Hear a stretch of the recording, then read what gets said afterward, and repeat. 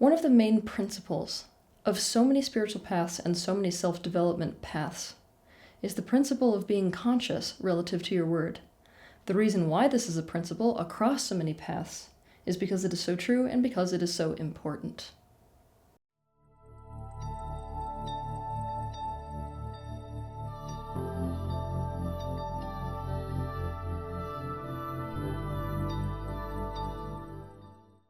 Being conscious relative to your word involves many commitments. Commitments such as being honest and speaking truth, having integrity regarding your words and actions, speaking in a way that aligns you with what you desire, using your words as a powerful tool for conscious and intentional creation, saying only what you mean, and being conscious that words can either be used as a negative weapon or as a tool of positivity, love, and truth, etc. But today we're going to talk about just one of these commitments that go along with being conscious relative to your word, and that is keeping your word. To keep your word means to act in alignment with what you say. It also means to stay consistent regarding what you say. People who keep their word stick to and follow through on their word. They remember what they say. They honor what they say. They send a consistent message that is predictable and that can be relied upon. They keep their promises. They do what they say they are going to do. They treat their word like a powerful commitment. People who don't keep their word are inconsistent regarding what they say. They don't stick to or honor what they say. They conveniently forget what they said. They break their word. They break their promises. Their actions don't match their words. They don't follow through on their words with actions, and they don't do what they say they're going to do. They do not take words seriously. They don't understand the power of their words, nor do they treat their words as a commitment. They can take it back or change their word at any time. And they will usually either completely deny that they ever said what they did say, or they always have an excuse as to why they didn't keep their word. Some examples of not keeping your word are the following: saying that you're going to arrive at a certain time and then arriving late. Reassuring somebody that something bad won't happen and then it happens. This is false reassurance. Saying you're going to do something and then not following through and actually doing it. Overcommitting yourself so you don't make sure you have enough time to do what you've said you would do. Making a promise and breaking it. Saying one thing 1 minute and a completely different thing the next. Saying that you believe in something or value something when your actions demonstrate the opposite. Saying something and then forgetting or denying that you said it. Saying something you don't mean, especially if you expect a person to know you didn't mean it. And wavering regarding what you say instead of being solid and consistent regarding what you say, etc. It's a bit ironic, especially given how incredibly important keeping your word is when it comes to awakening, awareness, and self-development. But in the spiritual field, people have a particularly difficult time keeping their word. There are two main reasons for this. The first is many people turn to spirituality because they have a great deal of relational trauma. The second is because of other teachings that have permeated the spiritual field. Teachings like the thing that matters more than anything is that you feel good. Essentially, this principle that you have to follow your emotional guidance system, which in general is a good principle, serves as an excuse for people to break their word. After all, they say, yeah, I know I said that, but right now it doesn't feel good anymore. And so I'm not going to do it. And that's in alignment. And if you actually say that I should still follow through on something that doesn't feel good to my emotional guidance system anymore, then you're the one controlling and you're the one that's not awakened. So in the spiritual field, there's this tendency, especially recently, to break your word and then to act as if it's not a big deal if you do. Keeping your word and becoming a person who keeps their word is absolutely critical. It is critical to your relationships. It is critical to your relationship with yourself. It is critical to your personal success in life and well-being, and it's critical relative to your karma. Here's how. If you don't keep your word, what happens with your relationships is that eventually you have no close relationships. You will have demonstrated that you care more about your own personal whims and your own personal happiness than you do about anybody else's well-being, best interests, or pain. You will have demonstrated that you don't hold yourself to any codes of conduct or standards of conduct. You will have demonstrated that you don't value relationships. Certainly not over your own personal happiness, regardless of the impact to your relationships, right? And by doing so, you will also have demonstrated you don't value the people in your life. You will have demonstrated yourself to be a person who lacks integrity and honor. To understand more about this, you can watch my video titled Integrity: What is Integrity and How to Build Integrity. You will have demonstrated that you cannot be relied upon and that you cannot be trusted. This is very serious, because trust is the holy grail of successful relationships. To understand more about this, you can watch my video titled Trust: What is Trust and How to Build Trust in Relationships. You will be seen as an unsafe person. You will ruin the way that other people will see you. Most especially, you will lose their respect. And on the road to all this ultimate loss, you will experience a life of constant conflict.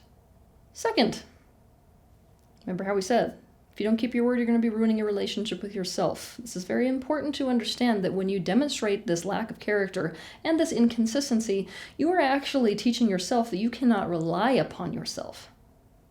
Not keeping your word breeds distrust, not only externally, but also within the internal system. Not only this, but also it's only a matter of time before you start to internalize this reflection you keep getting from everyone in your life. Right? This reflection that you're not a good person. This reflection that you're constantly doing things wrong and messing up and are therefore a liability to others. You'll constantly be getting the reflection and internalizing it that you're not valued, that you're not wanted, that you're worthy of rejection by others. Because you keep getting this reflection that you have no honor, you will feel this nagging sense of guilt no matter how much you may defend yourself and your actions.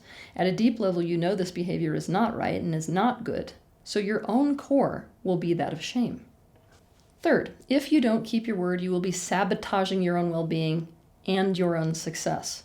In order to illustrate this, I'm going to give you an example. Alex always wanted to work at a specific design company on a specific design team. It was his absolute dream job. And surprisingly, he got the job. He was so excited. However, here's the thing. Alex had a nasty habit of breaking his word. The first time he didn't keep his word, he said that his design concepts would be turned in by a specific point in time. The thing is that he took that word back and he turned them in 2 weeks later. Now, this obviously put the rest of the design team and the company itself in a bad position, because their corporate client had been told that they would have results by a specific date, and then that corporate client was let down by having to say, wait a minute, we're not ready yet. This made everybody in the company cautious of Alex. But as with most first transgressions, they thought, we're going to let this one slide because maybe it's just a one-time thing. Problem is, it wasn't. The second time that Alex didn't keep his word, he had volunteered himself to attend a corporate event at a conference in Vegas. The day before he was about to get on the airplane, he informed the rest of the team that because he was going there, he couldn't have another project that he had signed up to do ready until 2 weeks after he got back. So he had to move the deadline. Again, this put the company in a really lose-lose type position. Again, him not keeping his word caused a negative consequence. At this point, Alex was in trouble, because anytime his name came up after that point as a potential contributor or a potential team member to a specific design project, the other colleagues that he had would vote him out of the project. They didn't want to suffer at the hands of him being unreliable in terms of keeping his word anymore. Alex had already been identified because of his behavior as a problem within the company structure. This means he was under the scrutiny of his boss. The third time, like all other company employees, he committed to attending an annual benefit that the company attended and participated in every single year. As per usual, this boss had arranged that everybody in the company got on a shuttle at a specific time and all went together to the event. But lo and behold, everyone else is on the shuttle, and where is Alex? Nowhere to be found, nor is he answering his cell phone. In fact, he didn't show up at all. The next day when he came to work, he admitted to being late, but he said, well, yeah, but it was weird because I got there late and then It was like, I just thought like it would be weird if I took a taxi and just showed up by myself and like late, so I just didn't go. Long story short, Alex was fired on the spot.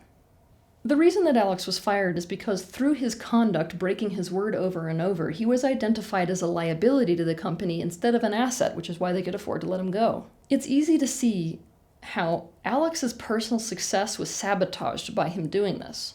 So is his personal well-being. Because he was fired, he was short on his mortgage. He had to move cities because there were no job opportunities where he lived. He developed a bad reputation, so he couldn't use his boss at the most impressive job he'd ever had as a reference. He liked his next job so much less after that. And because he had to move cities, his girlfriend, who was going to school at an Ivy League college, broke up with him because she didn't want a long-distance relationship. After all, he had promised her that he would stay in the city where she was going to college, and that was a promise he broke too. Okay, fourth, if you break your word, if you're a person who doesn't keep your word, you are in for a world of hurt karmically. Here's what I mean by karmically. You live in a universe that is managed by the law of cause and effect and the law of mirroring, which is also called the law of attraction.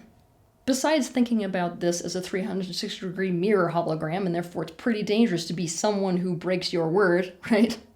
I want you to think about this like anything that you think, say, and do is like dropping a stone in the middle of water. The ripples go outward, and anybody that's in the path of those ripples is impacted by that. So if you drop one of these negative or painful stones, those negative ripples impact everyone around you. In other words, not keeping your word is a cause that has devastating effects, as you can see with our previous example using Alex. Devastating effects as a result of the cause, which is him not keeping his word. If you are in that state of not keeping your word, you will be a match to people, places, things, and circumstances that vibrate at that same frequency. Things like other people breaking their word with you. Things like not being able to rely on anyone or anything and being let down constantly.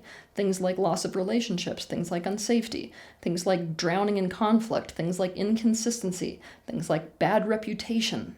Things like words being used as a weapon against you. Things like flipping. So somebody who was a friend is now an enemy. Things like being pushed away and aloneness. Things like deception. Things like disapproval, rejection, and disrespect, etc. I'm going to repeat this. It is a dangerous karmic game to not keep your word. And it does come at a cost.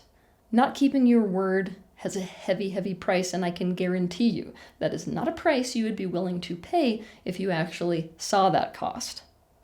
Now, hopefully the awareness of the cost on all these different levels of not keeping your word makes you not only more conscious of what you say, but careful about what you say. Now, I don't want you to think that people who keep their word never, ever, under any circumstances, break their word. The truth is more like they rarely, rarely, rarely do.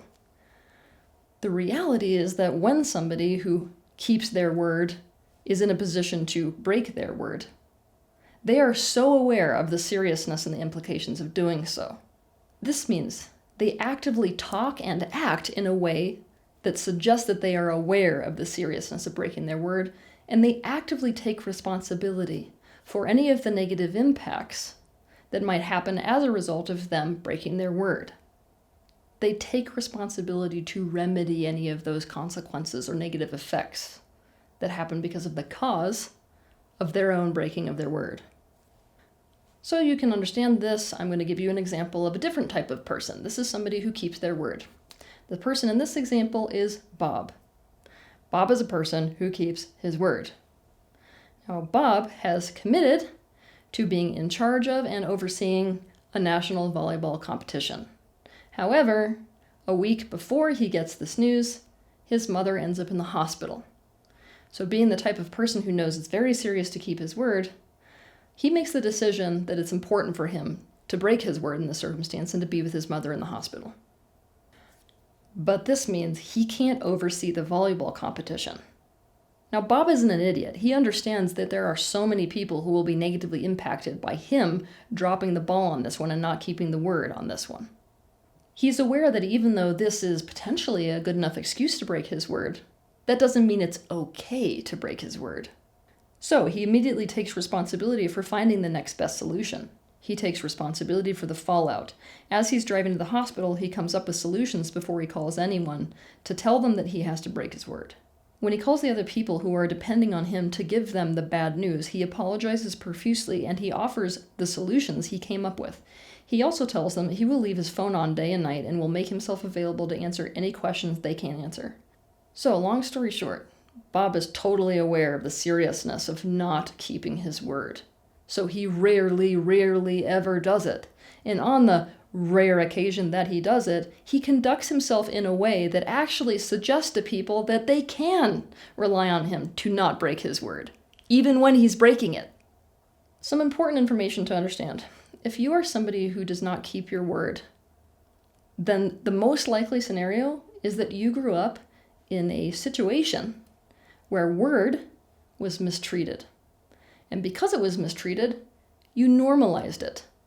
I know you know this concept of normalization and emulation because people talk about it all the time relative to abusive environments. If you grow up in an abusive home, then you become normalized to abuse and you model yourself quite often after that abusive way of being. And so people who were abused often go on to abuse themselves. Not always, but it does happen often enough to identify a trend. If you struggle to keep your word, it usually means other people, especially those you modeled your own behavior after, didn't keep their word with you. You became normalized to people breaking their word. You may have forgotten or numbed yourself out to how much pain that gave you. When children get wounded by a behavior that they can't get adults to change, they decide they have to adapt to it. The way children often adapt to adults that don't keep their word is to let go of the idea that people will or should keep their word. This way they don't have to feel in pain as a result of needing something they're never going to get. They won't feel as let down and disappointed and afraid every time someone breaks their word.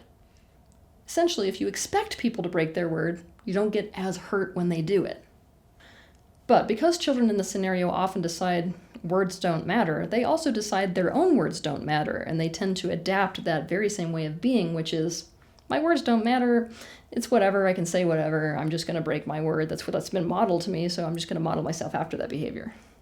For this reason, it's very important if you're somebody who breaks your word and who has an issue with integrity relative to your word, to reconnect to that original pain of having suffered at the hands of somebody who broke their word with you. You need to reconnect with it and remember it. Then, you need to consciously commit to modeling your behavior in a way that does not reflect the very people who hurt you. Try to be the opposite of them instead of the same. On top of this, I do have to say that breaking your word can actually be a protest behavior on behalf of people that struggle with enmeshment.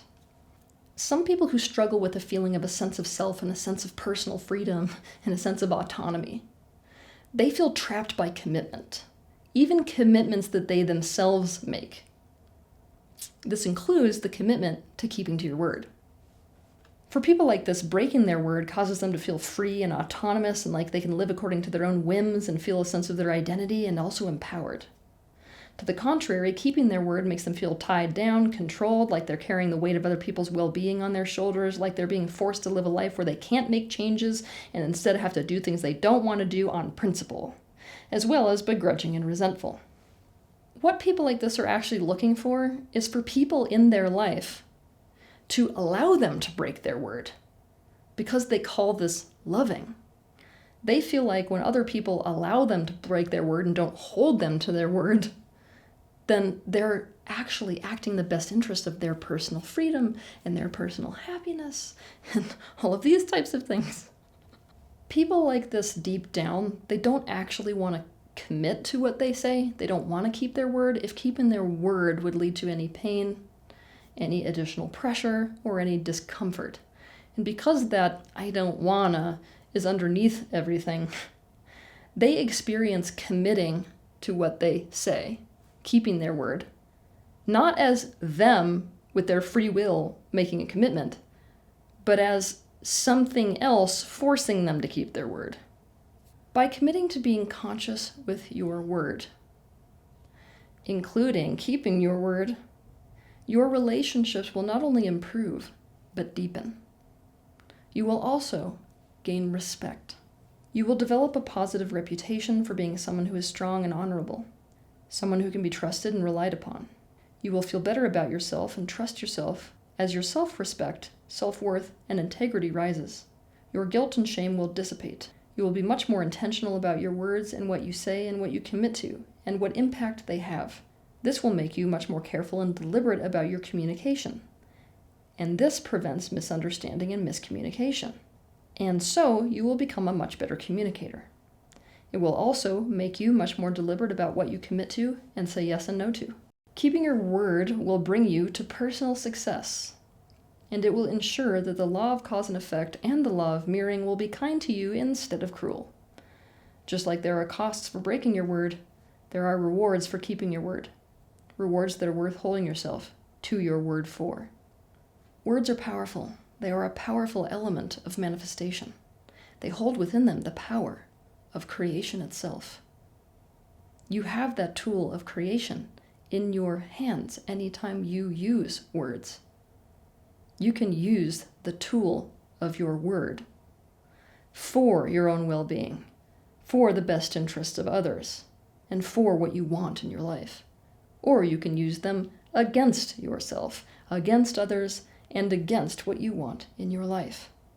How you use the power of the word is entirely up to you, but words have a very powerful effect.